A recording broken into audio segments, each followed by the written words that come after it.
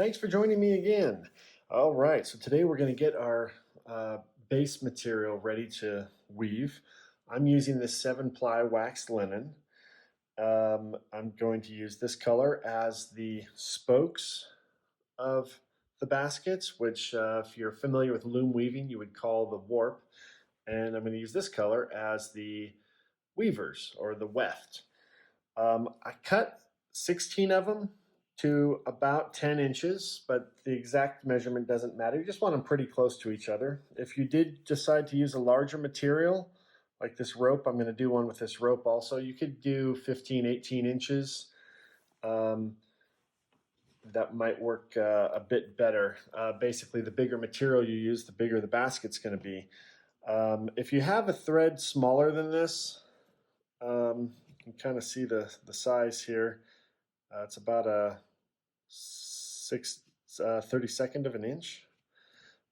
Anyway, if you have something smaller than that, it might be a little difficult if this is your first time, but if it's not your first time, no problem. So what we're going to do then, if it's a waxed linen or waxed cotton or some sort of waxy material, you can kind of squeeze it together and it'll hold together a little better. If it isn't, that's okay too. Take your weaver, which you cut to, 2-3 feet. Again, it doesn't really matter that much. Fold it in half, but leave the ends offset a bit. It'll become obvious later why, and we'll talk about that later. Make your loop on the one end. So I just folded it in half. We've got the loop here. Put it underneath your material, and then just feed the two ends through that loop. And I'll say this is not the way I usually start my bases. This will be the first time I've ever done this, but I have heard that this is easier, so I thought, well, let's try it for this video. And that's it. Then you want to kind of check to see that that's roughly in the middle of your spokes. So fold your spokes in half, and if it's not, you can slide your knot, to the center, and you can kind of tighten it down a little bit.